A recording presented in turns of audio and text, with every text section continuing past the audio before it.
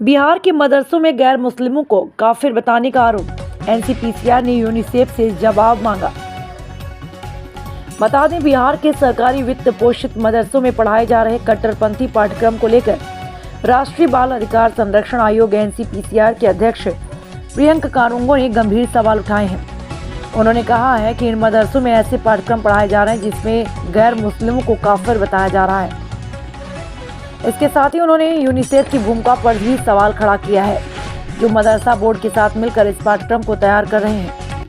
प्रियंका कानूंगो ने कहा कि एक गंभीर मुद्दा है, खासकर जब ये शिक्षा संस्थान सरकारी वित्त पोषण प्राप्त कर रहे हैं। उन्होंने इस मुद्दे को तुष्टीकरण की पराकाष्ठा बताते हुए कहा कि बच्चों के संरक्षण के नाम पर दान और सरकारी अनुदान से इस प्रकार के कट्टरवादी पाठ्यक्रम तैयार करना बिल्कुल गलत है।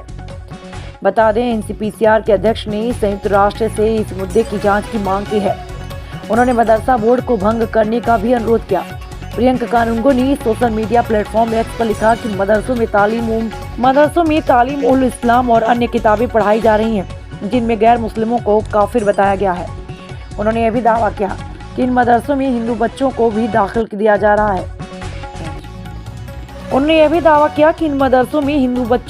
दाखिला दिया जा रहा है, लेकिन बिहार सरकार ने अब तक इस संबंध में कोई आधिकारिक आंकड़ा जारी नहीं किया है।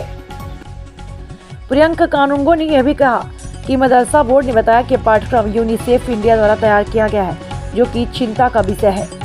एनसीपीसीआर के अध्यक्ष ने यूनिसेफ की कड़ी आलोचना की और कहा कि बच्चों के अधिकारों के संरक्षण के नाम पर इस तरह के कट्टरपंथी पाठ्यक्रम तैयार करना पूरी तरह से अनुचित है। उन्होंने कहा, यह बच्चों के बुनियादी शिक्षा के खिलाफ है और संविधान व बाल अधिकारों के प्रति संयुक्त राष्ट्र के समझौते का उल्लंघन है। प्रियंका कानूंगो ने आगे बताया कि मदरसों के पाठ्यक्रम में शामिल कई किताबें पाकिस्तान से छपवाई गई हैं और इनकी सामग्री पर अभी शोध जारी है। उन्होंने यह भी कहा कि मदरसों में बच्चों को पढ़ाना सही नहीं है, खासकर हिंदू बच्चों को तो वहाँ बिल्कुल नहीं होना चाहिए।